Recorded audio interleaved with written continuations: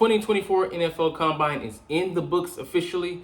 They wrapped up today, even though we didn't get to hear about the O-lineman because nobody put out an article. But anyways, we're building up to the draft. We have pro days in between, free agency also sandwiched in between those. And we're going to see how the Eagles approach this thing. But that draft, with that talent, a bevy of it, is going to affect how you approach free agency. Let's see how the two combine. See what I did there?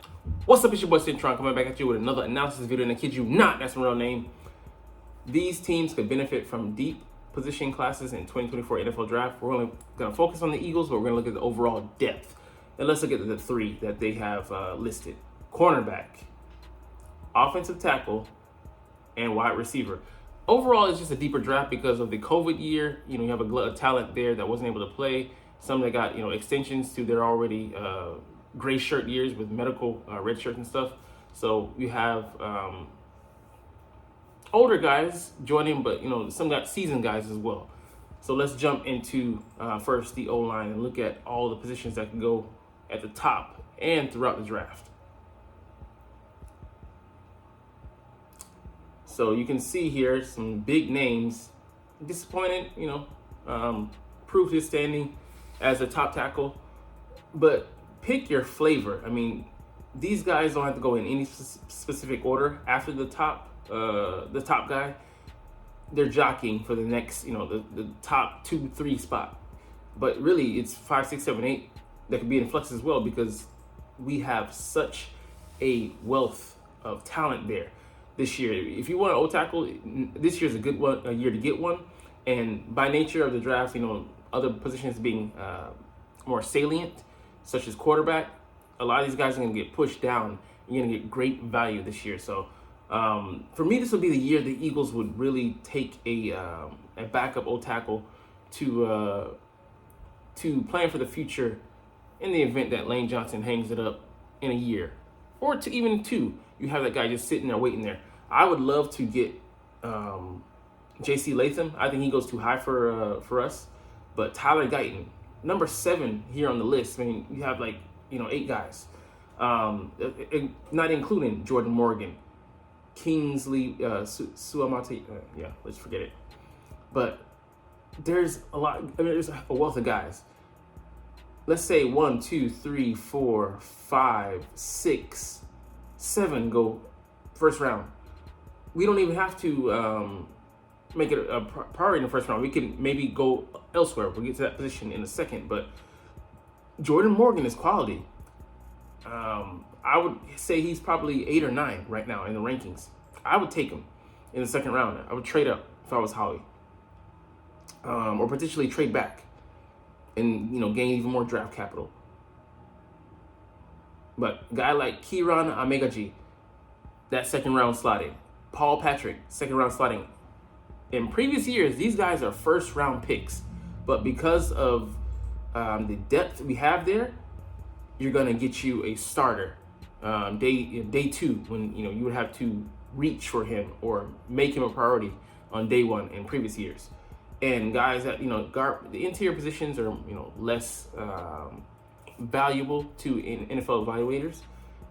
Guy like Cooper Beebe, who might in some years be a first round guard, gets pushed down to the second round. Don't get me wrong, he's going to be a premium selection, but you're getting premium value there. All right, let's get to the cornerbacks. You see this guy here, Kalen King out of Penn State, had a disappointing year, and he can outplay his draft status and be a value pick for some team that picks him up. Ran a slow 40, but we'll see if he course corrects at his pro day. So you can see here on their draft board, they have Cooper DeJean as a top corner. I wouldn't put him there. I would still say, it'd be Terrion, but Quinion might overtake him. But 1, 2, 3, 4, 5, I have these guys going first round. And you're getting a solid player, outstanding with 1, 2 at the top. And there's just so much value to be had this year. That next bracket, Ennis Rackstraw, not flavor that I like. Kamari Lassiter, TJ Tampa, I would say he's probably the top out of those 3 guys. And then you have others here. Max Melton, a guy who he showed out at the combine, so he might have pushed himself to a day 2 pick. But I would I'm sorry, push himself to a second round pick, draft pick. I want him in the third round if we can get him. Good measurables, fast, versatile, can play inside and out. So the question is, what do we do at corner? Do we try and get one of these guys? Take a bargain. I would take TJ Tampa though. I love his measurables and his competitiveness, size. Or wait. For me, that'd be the perfect option, but Max might not be there because he did too well at the combine. So there's other guys as well. Kyrie Jackson to consider. He'd be that third round, fourth round guy for me. But after that, it kind of drops off. But a guy like Ricardo Green, definitely worth looking into and to see if he can fit into our scheme. That third, fourth round range, I would say most likely fourth. He might be a value pick. And the safeties, we can definitely get a guy that would fit what we're looking for, and we can develop and bring him along. Whereas we'll put most likely our free agent safety as a priority at the top. So they would provide key depth, but be a future starter in the event that Reed Blankenship doesn't pan out, or we let him just go off for greener pastures. So Cole Bishop is the guy I'm looking at. Definitely Cameron Kitchens. With that slower 40, he might have dropped down late second round. A lot of light safeties, Callum Bullock and the other Georgia safety. But they run fast. I mean, you can say that. Guys to think about, Dadrian Taylor Demison ran pretty good. Decent size for a modern day safety, but that's what you're going to be looking at. These guys around 200 pounds are hovering. You're not going to find the 220 plus monsters of the midway that you saw patrolling the middle of the field anymore. All right, let's look at the last position, wide receiver. So this guy here, he's out of the freaking question because he's gone. But who could we be looking at? Or let's assess the lay of the land. 1, 2, 3, 4, potentially 5. I would say 5 wide receivers go in the first round, and then there's after that the afterthoughts. I would say that kind of, but it's hard to ignore the speed, especially record-setting speed. But second, third round, you're gonna find a lot of guys. For me, I would love for the Eagles to draft Ladd McConkey with a second round pick, but with he's showing at the combine 4.39 speed, just him running the gauntlet drill, just textbook, by the book, how you want it done. He's not going to make it far into the second round. He might go at the top, to be honest. And then the other guys showing out. Adonai Mitchell, better explosiveness than expected. And then some. 4.34 speed, and then his running mate, Xavier Worthy. I think both of these guys would be second round picks at 4.21 speed. It's just rare talent. But after that, second round, I think, Roman Wilson, he acquitted himself pretty nicely. He's going to be a day 2 pick, as well as Keon Coleman. Slow 40, but you can't, he's really good on the 50-50 balls. So Troy Franklin, I don't like him. He looks too inconsistent to me. And for his size, he's 6'1" really. And his weight, $176. That's not fast enough. And then he wasn't really challenged. And, he looks to just be a deep threat guy. But someone like Malachi Corley, someone to consider in the third round. And then you get to your other guys. Devontae Walker, something to consider. Jalen Polk, I think he's dropped down to late second, but he's still going to be second. Ricky Purcell boosted himself up. Didn't know he was going to be that fast. Doesn't have the height. Xavier Leggett, I think he goes in the second with those measurables. 6'1", 221, 439. Brandon Rice later. So you have those second and third round guys. What's your poison? I like this guy late, Malik Washington, 5'8", but $191, very solid, 4.47. Had, I think, 1,400 yards, 1,700 yards. I'm going to say 1,400 yards this past year. He's just a yak monster. So there's some guys to consider. Johnny Wilson, if you want a deep threat specialist, a jump ball specialist. He has that size and then, pretty good, decent wheels for a guy who's 6'6", 231. Jamari Thrash, a slot guy, but on the lower end of things. So there's some options to be had, and it's going to be pretty interesting to see how things shake out. But free agency will really tell us how things are going to shake out with the Eagles, where they prioritize, and who they look to bring in. But here we have 2024 NFL draft position groups that will be affected the most by the free agency decisions. But I see it in reverse. Because we just assess the talent, these guys may not get the money that they're looking for. Wide receiver. So who could be affected? Marquise Brown, Calvin Ridley, Gabe Davis, among other guys. Who would you say, like, among those guys that you would prioritize over getting one of these younger guys who might be just as valuable? Definitely within the next couple of years. Calvin, he disappointed last season coming off a suspension. I mean, that's just to be expected, but he thought he would have hit the gates a little bit harder than he did. Marquise Brown, inconsistent, and Gabe Davis, he also dabbles in that. Hasn't been able to break out of 800 yards and I think 7 TDs. That's just been his cap. So I'm getting one of these other guys, and that's going to push down their market value, and but also that reciprocity, they're going to become a little bit less value. But hopefully that causes a drop in stock, and we can get a guy that we want, like Lad, the Mad Lad, cornerback. So and there's a couple that we could be looking at. I know that Howie has these names at the top of his list to evaluate: Jalen Johnson, Kendall Fuller, Steven Nelson. So I would definitely call those guys up. Nelson would be a patch because he's on the shorter end of the stick. He's 29 or 30. So I mean, he could patch you over. But what do we do with Bradbury as well? Because he's still on the books. I think we cut him, but we'll have to see, man. Guy like Kendall Fuller, not going to be that cheap, but still can give you some quality play. And we're looking for a number 2. It's just a patch over year, because if we get a guy like Kendall, we can just let him play out for 2 years, and then draft someone, and then let them overtake and remake that secondary, chiefly at corner. See what we have in all those younger guys that we brought in last year, as well as most likely a high pick this year. And then Jalen Johnson, that would be a permanent fixture. He's a younger guy, has a size, the competitiveness. Played against him 2 years ago, and he was taking his beatings from AJ Brown like a champ. But you love his feistiness. So L'Jarius Sneed, I just don't think Chiefs have locked him down. It's a trade for him and give up capital.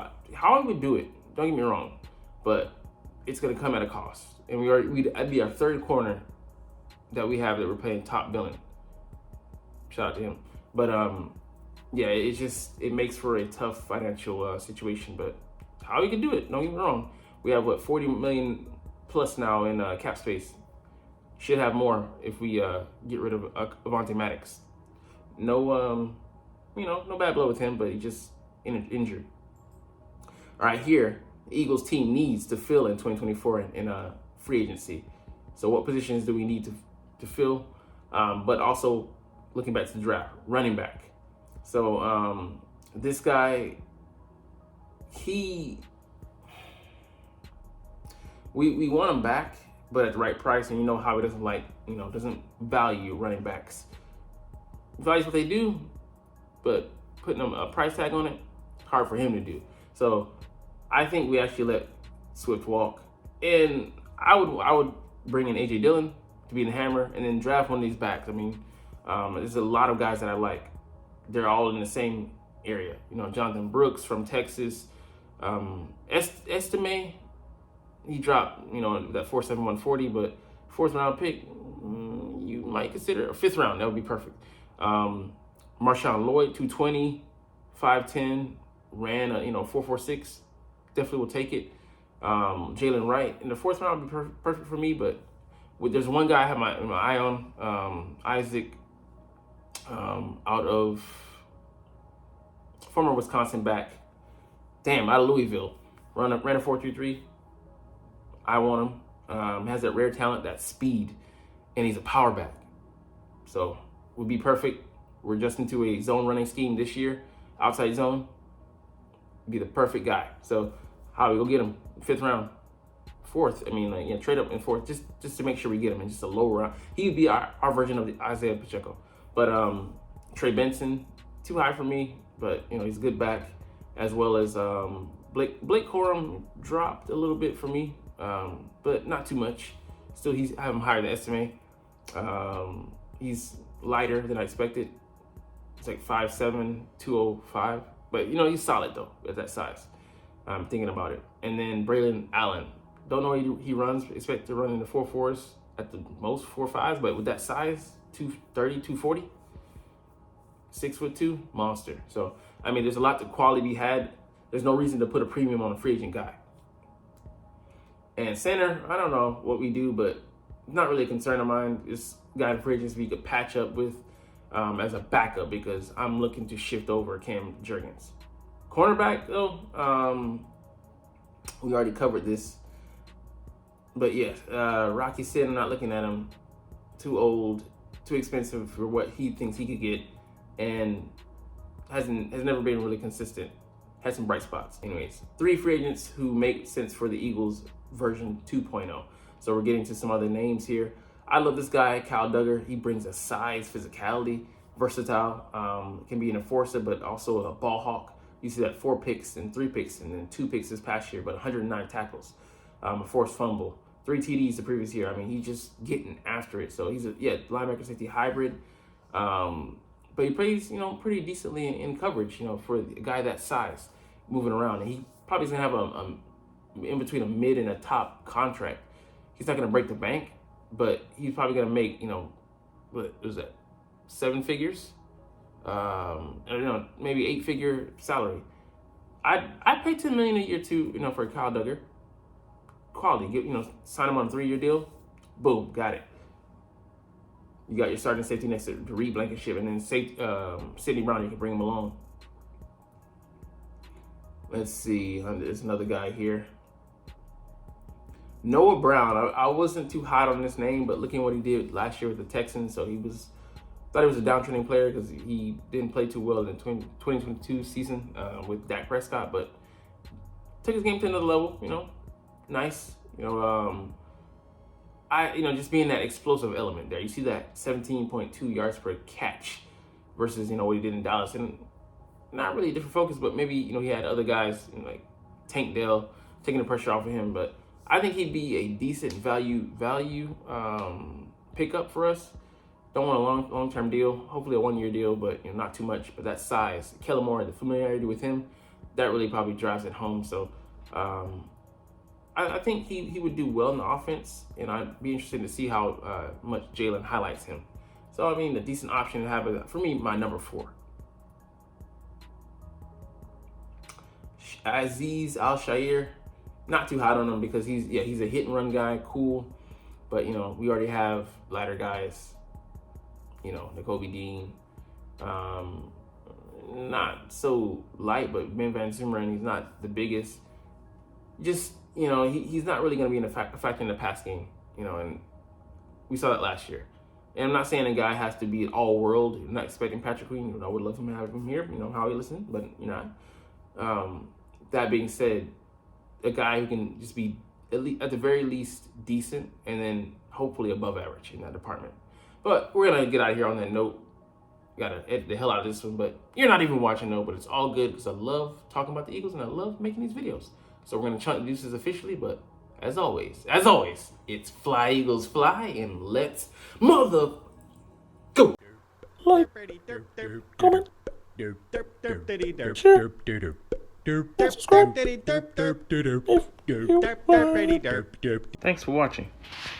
Check me out at Cintron Anime, Cintron Life, or Cintron Laughs, or other social media.